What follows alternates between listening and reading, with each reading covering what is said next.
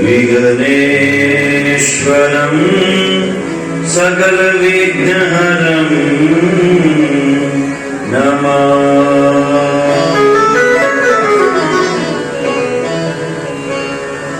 सजलजलधनीरं दर्शितोदारशीलं करतलधिक्षैलं वेगवाद्येरतालम् गोपीपादं कामिनीकेलिलोलं करुणतुलसीमालं नौमि गोपालपालम्। योऽन्तः प्रविश्य मम वाचमिमां प्रस्तुतां सञ्जीवयत्यखिलधरशक्तिधरस्वधाम्ना अन्याश्च हस्तचरणश्रवणत्वगानि प्राणान्नमो भगवते पुरुषाय तुभ्यम्।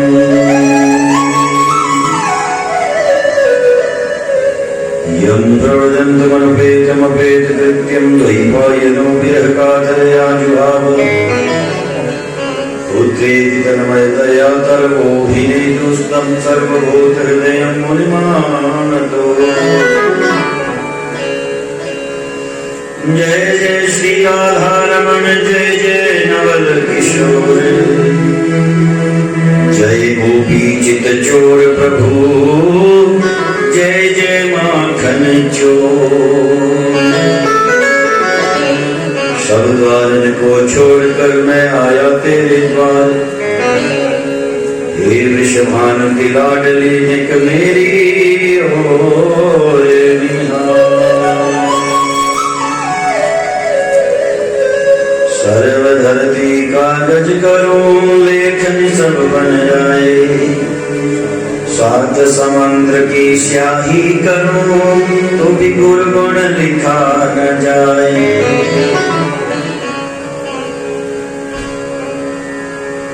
देश देश और नगर नगर हम कहीं बजा कर ढोल, कोटि बदले जाए रहा ये जीवन तेरा अनमोल।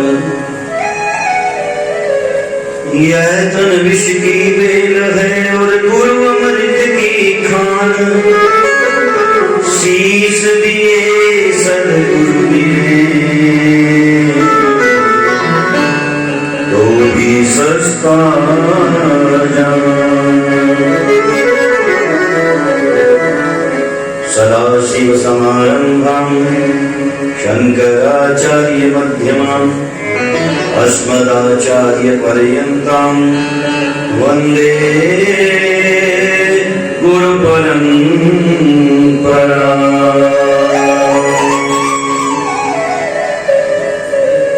बोलिए श्रीमद्भागवत महापुराण की जय, श्री वेद व्यास भगवान की जय, श्री सुखदेव जी महाराज की जय। नमः पार्वती पतये हर हर महादेव। जय जय श्री राधे।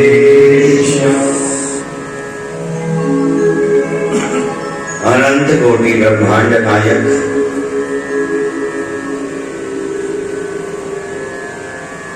कण कण में परिव्याप्त प्रभु पिता परमात्मा निरंकार स्वरूप, जो भक्तों के प्रति अहेतु की कृपा करके साकार रूप लेकर के भक्त वांछा कल्पतरु बन जाते हैं और भक्तों की अभिलाषाओं को पूर्ण करते हैं, भक्तों की तड़प को मिटाते हैं। ऐसी भक्ति ज्ञान वैराग्य को प्रदान करने वाली श्रीमद् भागवती कथा की शरण ग्रहण करते हैं। आइए भागवत जी जो साक्षात भगवान का वाङ्मय रूप है, उसकी शरण ग्रहण करते हुए कुछ क्षणों के लिए हरिनाम संकीर्तन करते।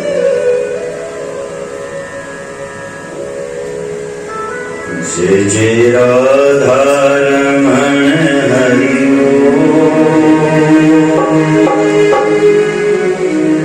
प्यारे राधा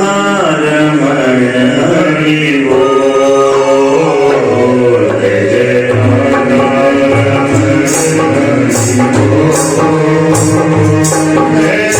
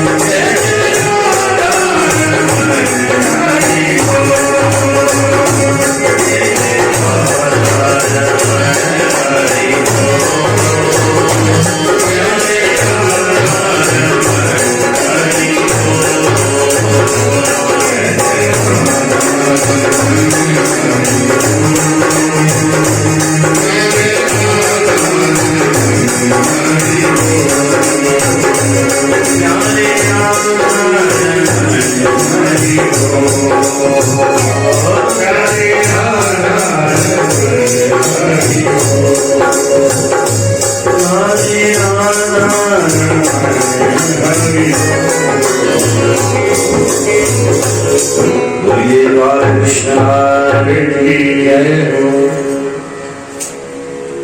सज्जनों, माताओं, बहनों, भ्राताओं, गंगा का पावन तट है। कोमल बालू रेत के ऊपर परमहंस योगीराज श्री सुखदेव जी महाराज विराजमान हैं। सामने राजा बड़भागी है। राजा परीक्षित भगवान की लीलाओं का यशोगान सुनते सुनते निहाल हो रहा है। और परमहंस सुखदेव जी राजा परीक्षित को कहते हैं कि राजन, जितने भी ब्रज में गोपांगनाएं थी, गोप थे, ग्वाल बाल थे, वो वास्तव में कोई सामान्य स्त्री पुरुष नहीं थे। वो देवलोक से पधारे हुए देवता लोग थे, जो भगवान की अनुचरी करने के लिए, भगवान की सेवा करने के लिए, भगवान की लीलाओं का आनंद लूटने के लिए भगवान के अवतरण से पहले ही धरती पर अवतरित हो गए।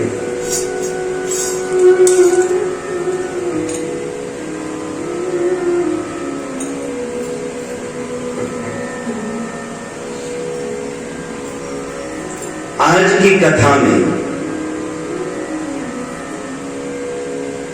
परमहंस श्री सुखदेव जी महाराज राजा परीक्षित को कहते हैं कि हे राजन,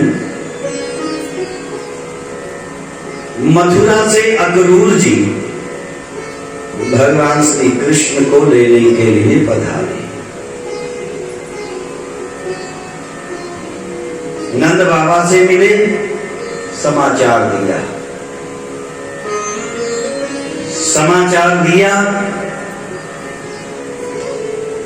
नंद बाबा ने यशोदा को कहा कि महाराज कंस की आज्ञा है, उसको आज्ञा को भंग नहीं कर सकते, इसलिए कन्हैया को भेजना ही होगा।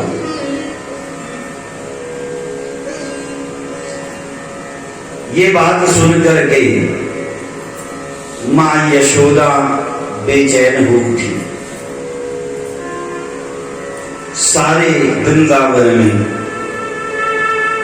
ये खबर फैल गई कि कल को कन्हैया वृंदावन को छोड़कर वृंदावन से मथुरा जा रहा है। सभी वृंदावन वासियों के हृदय में ये शंका पहले से ही विद्यमान थी कि राजा कंस बड़ा आतताई है, बड़ा पापी है, दुरात्मा है, और कन्हैया के ऊपर न जाने कितने कितने राक्षसी दैत्यों को भेजा मारने के लिए, किंतु मार ना पाए। इसमें भी निश्चित रूप से कंस की कोई न कोई चाल ही होगी। सबको पता चलता है, सब भाव विभोर हो जाते हैं। रात सूर्यास्त होता है। रात्रि में मां यशोदा कन्हैया को अपने साथ लेटाए हुए हैं। कन्हैया नेत्र बंद किए हुए हैं, माता के बराबर में लेटे हुए हैं, और मां यशोदा अपने कन्हैया के उज्जवल मुख की ओर निहार रही है, सिर पर हाथ फेर रही है, अलकावलियों में उंगलियां घुमा रही है।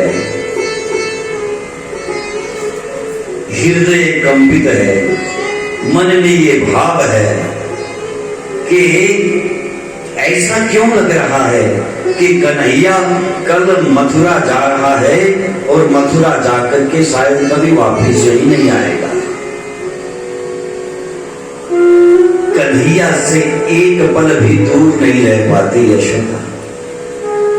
भरत न जाने मथुरा गया हुआ कब लौटेगा। ये भाव यशोदा के मन में, और भगवान के मुखारविंद को निहारते निहारते यशोदा के नेत्रों से आंसू छलछलाते। मन भावातिरेक से भर जाता है।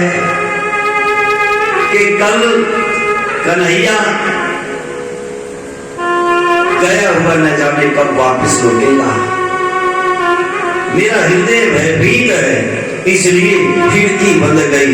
रोने को बहुत मन हुआ तो कभी मेरे रोने से कन्हैया की नींद न खुल जाए।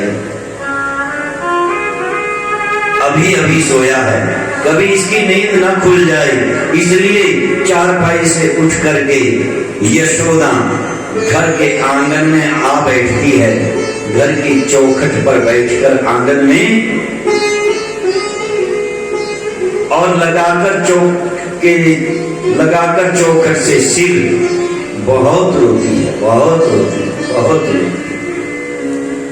परमहंस श्री सुखदेव जी राजा परीक्षित को कहते कि हे राजन, अर्धरात्रि से अधिक समय व्यतीत हो गया यशोदा को रोते रोते, किंतु नेत्रों से आंसू नहीं रुके।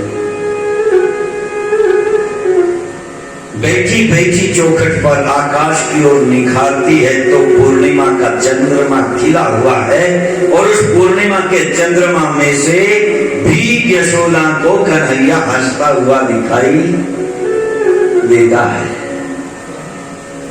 मानो यशोदा से कह रहा है कन्हैया की मैया रो मत, तू रो क्यों रही है। और कन्हैया को चंद्रमा में से देखते हुए खिड़की बंद गई यशोदा की और नेत्र बंद हो गए, अश्रु प्रपात हो चला और मुख से निकलता है, अरे ओ कन्हैया, तू कल चला जाएगा तो मैं क्या करूंगी।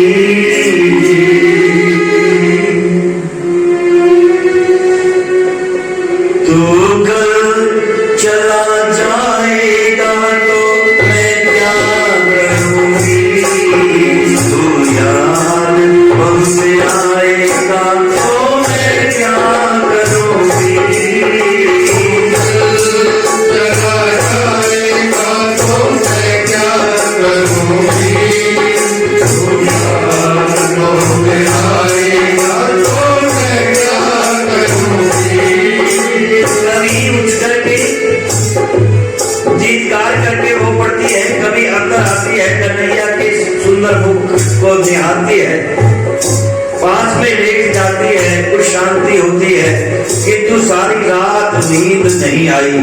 कन्हैया की ओर देखते देखते सारी रात व्यतीत हो रही। तू कल चला जाएगा तो मैं क्या करूंगी। कल चला जाएगा तो मैं क्या करूंगी। तू मुझसे बिछड़ जाएगा तो मैं क्या करूंगी। कल चला जाएगा तो मैं क्या करूंगी।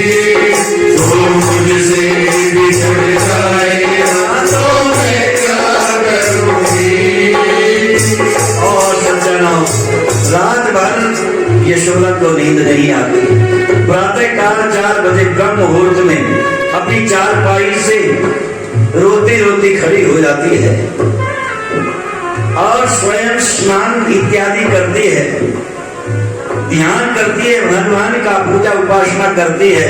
इतने में सूर्य उदय होने को होता है और नंद बाबा कहते हैं यशोदा से कि यशोदा देखो दोपहरा हो जाएगा, गर्मी हो जाएगी, धूप हो जाएगी, रास्ता बहुत तय करना है, इसलिए कन्हैया को कोई समस्या ना हो यात्रा में, इसलिए उठाओ जल्दी से, अभी उसको तैयार करो, जितना जल्दी हो सके उतना जल्दी चले जाना चाहिए। सज्जनों, माताओं, बहनों, भ्राताओं, अब यशोदा की हिम्मत नहीं पड़ती है कन्हैया को जगाने के लिए। जैसे ही कन्हैया के पास जाती है उसी समय उसी समय मन करता है यदि मैंने इसको जगा दिया तो फिर ये जाग करके जल्दी से तैयार होकर के चला जाएगा। कभी कन्हैया के चारपाई के पास जाती है और वापस लौट आती है, नंद बाबा के कहने पर फिर जाती है, फिर वापस लौट आती है। जब नंद बाबा ने जोर देकर के कहा कि यशोदा विलंब हो रहा, अरे तो जगा क्यों नहीं रही कन्हैया को? सज्जनों हृदय पर पत्थर रख करके यशोदा ने कन्हैया को जगाया है और जगा करके बड़े लाड और प्यार के साथ कन्हैया को स्नान इत्यादि करवाया। रोजाना की तरह मैया कन्हैया को पीतांबर पहनाती है, पीतांबर पहना करके चंदन का तिलक लगाती है, मोर मुकुट पहनाती है और काली कंबली कंधे पर सजाती है और वो बड़ी प्यारी भगवान की बंसी, उस बंसी को कन्हैया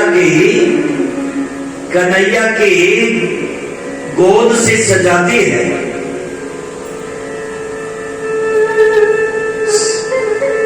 सजा करके तैयार करके अपनी गोद में बैठाती है और बैठा करके अपने हाथों से माखन मिश्री खिलाती है, भोग लगाती है और एक पात्र तैयार करती है जिसमें बहुत खाद्य सामग्री है और उसको तैयार कर इस भाव से कि कन्हैया को कहीं रास्ते में भूख न लग जाए, इसलिए थोड़ा सा सामान बांध लेती। सज्जनों, माताओं, बहनों, भ्राताओं, नंद बाबा की आवाज आई, यशोदा विलंब हो रहा है, जल्दी क्यों नहीं कर रही? जल्दी से लेकर के आओ अंदर से कन्हैया को। और कन्हैया को जब मैया ये कह करके कहती है कि कन्हैया चलो बेटा, तुम्हारे बाबा बुला रहे हैं, तुम्हें आज मथुरा जाना है ना।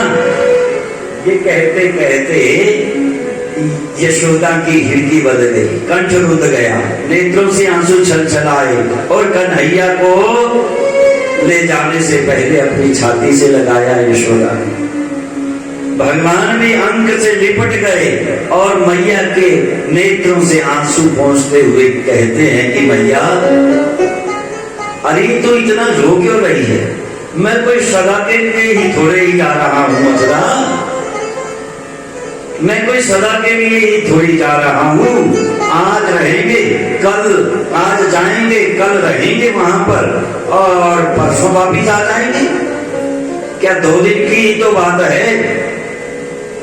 सज्जनों, परमहंस ऋषिदेव जी कहते हैं कि राजन, यशोदा के मानो कन्हैया में प्राण बसते थे। जैसा महत्व शरीर के अंदर तन में जैसा प्राण का होता है, प्राण वायु का होता है, वैसा यशोदा का स्नेह है, लाड है, प्यार है कन्हैया से। फिर नंद बाबा की आवाज आई, यशोदा सुना नहीं क्या? अरे इतना विलंब हो रहा है, पहले अभी तक तू बाहर क्यों नहीं निकल रही इसको लेकर? यशोदा ने अपने आप को संभाला, कन्हैया को अपनी गोद में उठाया और उठा करके बाहर लेकर के आई। जब मुख्य द्वार पर पहुंची तो क्या देखते हैं कन्हैया, क्या देखते हैं कि नंद भवन के बाहर सब गुजरियों का, ग्वाल वालों का, गोपों का तांता लगा है, सब के सब मानो पूरा वृंदावन नंद भवन के बाहर आकर के खड़ा हो गया। परमहंस ऋषिदेव जी व्याख्या करते हैं कि राजन, ब्रज का जन जन मानो कण कण वहां पर उपस्थित हो गया। यहां तक मानवों की बात क्या कहें, बंदर, मोर, जितने भी गैया, बछड़े, मानो आज सब भगवान श्री कृष्ण को विदाई देने के लिए पहुंचे। कन्हैया की नजर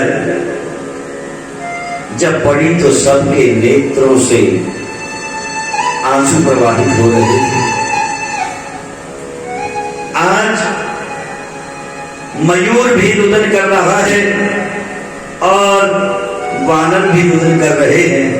यहां तक परमहंस जी व्याख्या करते हैं, गैयों के छोटे छोटे बछड़ों के नेत्रों से भी आंसू आ रहे। सज्जनों, सबको मिलते हैं भगवान, सब बार बार कन्हैया से मिलते हैं कि अरे ओ कन्हैया, तू अकेला ही जा रहा है, हमें साथ में नहीं लेकर के जाएगा क्या? सज्जनों, भगवान कहते हैं कि भाई महाराज कंस का आदेश हुआ है कि हम दोनों को ही वहां पर पहुंचना है। कहने लगे द्वार बाल कन्हैया, या तो हमें अपने साथ लेकर के जा, नहीं तो हमारी छाती पर पांव रख करके और हमारे को, तुम्हारे बिना हम मृत्यु को प्राप्त हो जाएंगे, तुम्हारे बिना हम रह नहीं पाएंगे, तुम्हारे बिना कैसे रह पाएंगे, इसलिए या तो हमारे शरीर के ऊपर पांव रख करके जाओ या फिर हमें अपने साथ लेकर के जाओ। सब गुजरिया बड़े लाड प्यार और स्नेह से कन्हैया को मिलती है।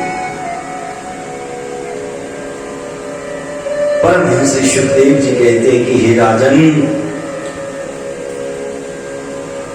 चल दिए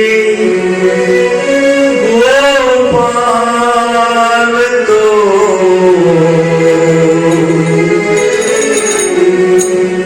सब ग्वाल रो दिए,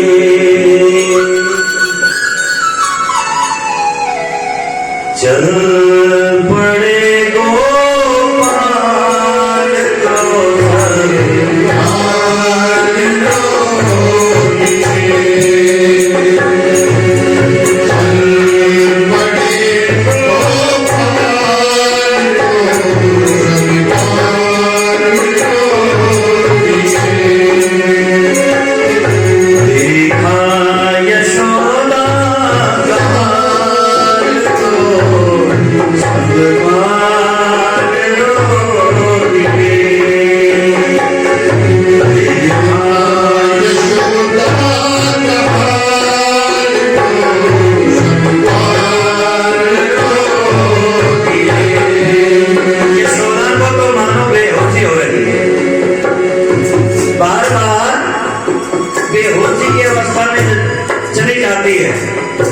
खड़ी एकदम गिर पड़ती है और उधर से ग्वाल बाल मां यशोदा की दशा देख करके विलाप करते हैं। कन्हैया की आंखें भी छलछलाई और अपनी मां को उठाने लगते हैं।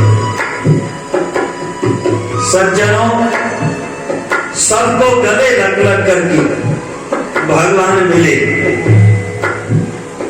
किंतु ढाढ़स भी बंधाते हैं। एक गुजरिया, अरे ओ गुजरिया, अरे ओ बाल बाल, अरे ओ सखा, मैं कोई सदा के लिए थोड़े जा रहा हूं, या मैं आज जा रहा हूं, कल वहां पर रहेंगे आयोजन में और परसों वापिस आ जाएंगे, इसलिए ऐसी रोने वाली क्या बात है? सज्जनों, समझाते हैं बड़ी समझदारी से के साथ भगवान, सब और दृष्टि डालते हैं। सब गुजरिया, सब ग्वाल बाल, सब मिलते हैं, किंतु कन्हैया की नजरें एक को ढूंढ रही हैं। वो शख्सियत कहीं दिखाई नहीं दे रही। सब मिल रहे हैं, किंतु जिसको देखना चाहते हैं जाते जाते वो नहीं दिखेगा। वो कौन? श्री राधिका जी। श्री राधिका जी के दर्शन नहीं हो रहे हैं। मनसुखा से पूछा, भैया मनसुखा, अरे राधा कहीं दिखाई नहीं दे रही, क्या वो मुझे विदा करने के लिए नहीं आई? क्या उसके पास समाचार नहीं है कि कन्हैया आज मथुरा जा रहा है? सज्जनों, मनसुखा के नेत्रों से आंसू चल चलाए, खिड़की बन गए, एकदम छाती से लिपट गया कन्हैया की और कहने लगा कि अरे यार, अरे ओ कन्हैया,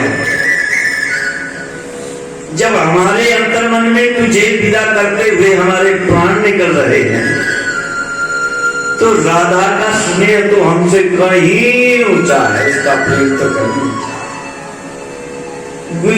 उसके अंदर तुम्हें विदा करने की हिम्मत ही नहीं, इसलिए वो तो कदम्ब जमुना के पावन तट पर कदम के नीचे बैठी हुई विलाप कर रही होगी। सज्जन वहां से भगवान दौड़े, परमहंस सुखदेव जी कहते हैं कि राजन सज्जनों, इस कथा का वर्णन भागवत में तो नहीं है। हाँ, पद्म पुराण के अंदर बड़े व्याख्या से वर्णन आता है, गर्ग संहिता में वर्णन आता है राधिका जी का। और भगवान दौड़े और दौड़ करके वहां पहुंचे जमुना के पावन पुलिन के ऊपर, जहां पर कदम्ब वृक्ष के नीचे बैठी हुई दोनों घोड़ों को खड़े किए हुए उन पर अपनी दोनों भुजाएं रखे हुए और भुजाओं के बीच में अपना मस्तक रखे हुए राधा बहुत रो रही है, सुबक सुबक करके रो रही है। मन ठहराए नहीं ठहरता। और जब भगवान पहुंचे और पहुंच करके राधा के कंधे को हाथ लगाया, राधा ने मस्तक को ऊपर उठाया तो सामने देखा तो एकदम से अपनी पीठ घुमा दी और रख करके मस्तक अपने घोड़ों के ऊपर बड़ी फूल फूट करके रोने लगी, फूल फूट करके। कन्हैया तुम जा रहे हो? कहते हाँ राधिका, और किसी को तो मैं नहीं कह सकता था। मैंने साक्षात अपनी मां को भी वास्तविकता नहीं बतलाई, क्योंकि यदि उसको बतला देता तो उसके प्राण उसी समय निकल जाते। किंतु सत्य तुझे बतला रहा हूं राधिका, हे राधे, ये हमारा अंतिम मिलन है, ये हमारा अंतिम मिलन समझिए। आपका गया हुआ मैं कभी वापस वृंदावन नहीं, और हो सके राधा, जो हमारा आपके प्रति प्रेम था, जो स्नेह था, जो भाव था, हो सके तो बच्चों का स्नेह समझ करके उसको भूल जाना। सज्जनों, राधिका उसी समय रोती रोती क्रोध में आन करके और बड़े बुलंद और ऊंचे आवाज से बोली कि कन्हैया, ये तुमने क्या कह डाला कि हम बच्चों का स्नेह प्यार समझ करके भूल जाएं? हे कन्हैया, जो संबंध जल और मछली का होता है वो संबंध मेरा है, आपसे है। आपने कैसे कह दिया कि मुझे भूल जाना? आपको मैं कभी भूल नहीं सकती। जो मैंने आपसे प्रेम किया है उस प्रेम को मैं कभी विस्मृत कर ही नहीं सकती। तुमने ये कैसे कह दिया? मेरे प्रेम को तुमने इतना हल्के में कैसे ले लिया? तुम्हारे को ये आवाज नहीं है कि तुम्हारे ऐसा कहने से मेरे अंदर कितनी तड़प पैदा होगी, मेरे हृदय को कितनी ठेस लगेगी? तुमने ये शब्द कह कैसे दिए? शायद तुम्हें ये आभास रही, तुम्हें मेरी पीड़ा का एहसास तब होगा जब हे कन्हैया तुम मेरे स्थान पर होते, तब तुम्हें आभास होगा।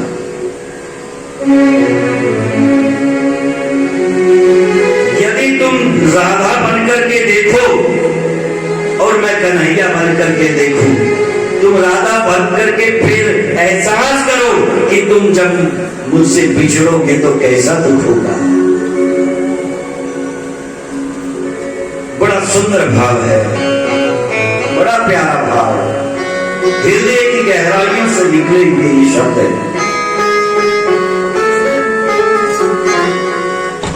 बनोगे राधा तो ये जानो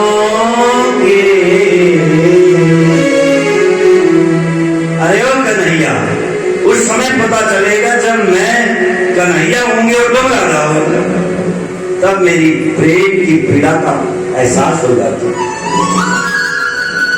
मनोगे राधा तो ये जानोगे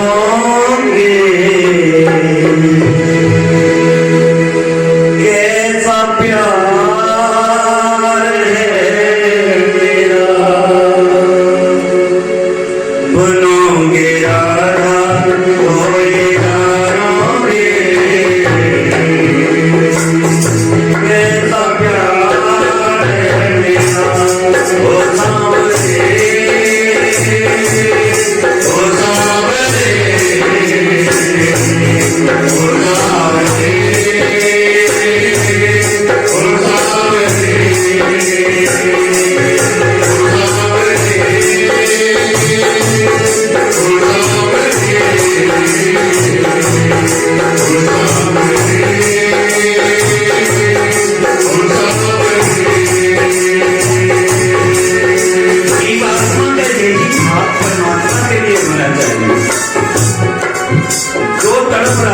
दिखाई दे रही है, जो तड़प राधा की भगवान के प्रति है, यदि ऐसा भावोद्रेक जीव का परमात्मा के लिए हो जाए तो सज्जनों जीते जी मुक्त हो जाए।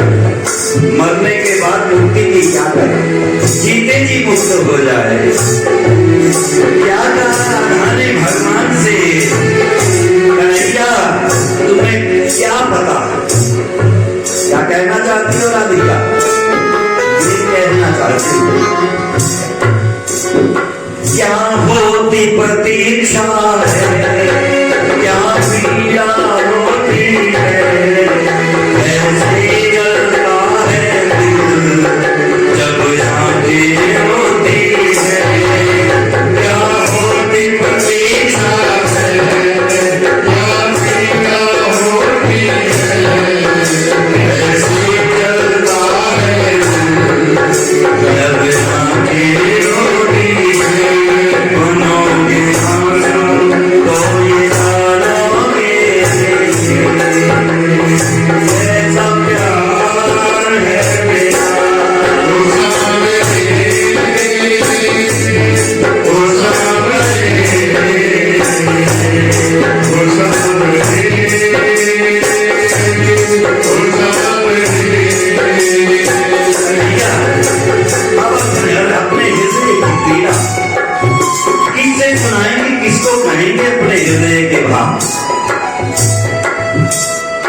जो अपना होता है उसी के आगे तो अपने हृदय के भाव अभिव्यक्त किए जाते हैं। जिसके ऊपर अथाह विश्वास होता है, जिसके ऊपर श्रद्धा होती है, विश्वास होता है, उसी के आगे अपने मन के भाव को प्रकट किया जाता है।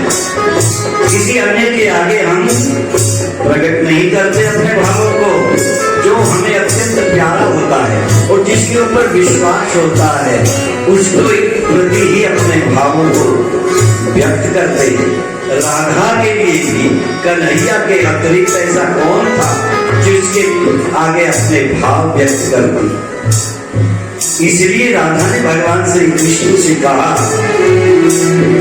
जब कोई सुनेगा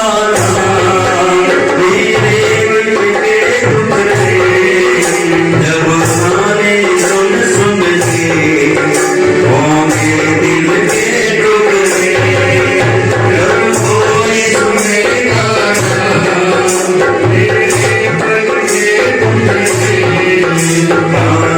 सुन सुन करके होंगे दिल के टुकड़े।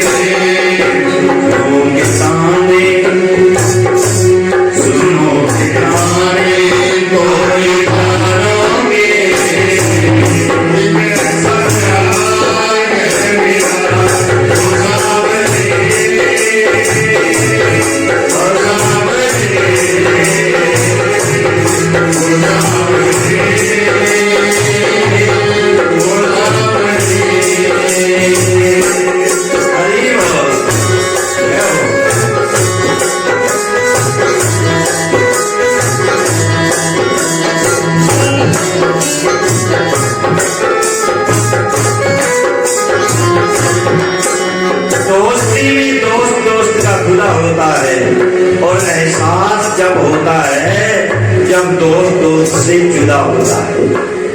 या कहिए प्रेम में प्रेमी का खुदा होता है। एहसास तब होता है जब प्रेमी प्रेमी से जुदा होता है। जिसके साथ बहुत सा जीवन व्यतीत किया हो, मित्रतापूर्ण व्यवहार में या फिर किसी भी संबंध में, चाहे कोई पत्नी का संबंध है, चाहे पति का संबंध है, चाहे पुत्री का संबंध है, चाहे पिता का संबंध है, चाहे भाई का संबंध है, चाहे बहन का संबंध है, बहुत समय व्यतीत कर दिया हो, तो जब वो विलग होता है, दूर चला जाता है, तभी एहसास होता है कि नजदीकियां कितनी हैं। तभी ये एहसास होता है। फिर उसके चले जाने के बाद वो पूर्व समय की सब स्मृतियां वापस लौटने लगती हैं, और उनको सोच सोच करके व्यक्ति बेहाल हो जाता है। राधिका जी कहती है, कन्हैया पनघट पे मधुवन में वो इंतजार करना, पनघट पर मधुवन में वो इंतजार करना, शाम तेरी खातिर घुट घुट करके मरना। बस एक तमन्ना है,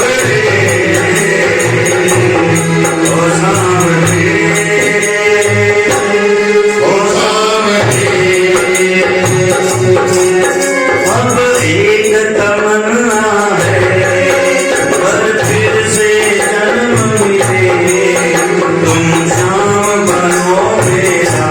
से जन्म मिले, मैं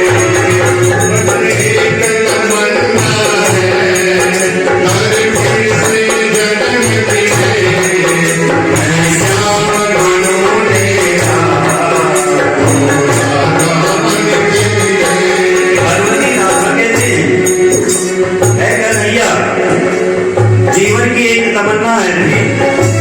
तू राधा के लिए। बस एक तमन्ना है, पर फिर से जन्म मिले, मैं शाम बनूं तेरा, तू राधा के लिए।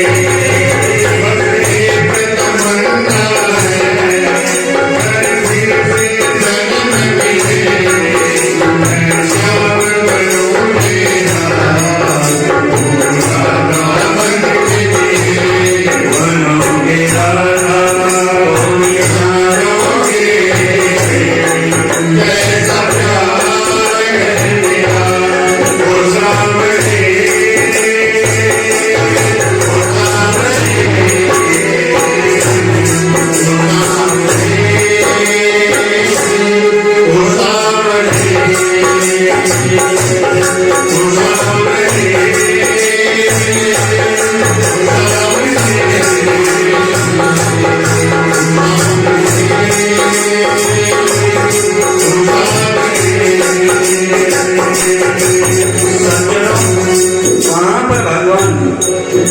राधिका को ढाढ़स बंधाया और निशानी के तौर पर ये अपनी काली कमली उतार करके राधा जी को दे दी और अपनी बंसुरी भी राधा जी को समर्पित कर दी। राधा जी भगवान श्री कृष्ण को जाते हुए देख ना पाए और भगवान वापिस हो लिए। राधिका जी देखती रही और आंसुओं से आंसू प्रवाहित होते चले गए। जब तक देखती रही जब तक कन्हैया आंखों से ओझल नहीं हो गए।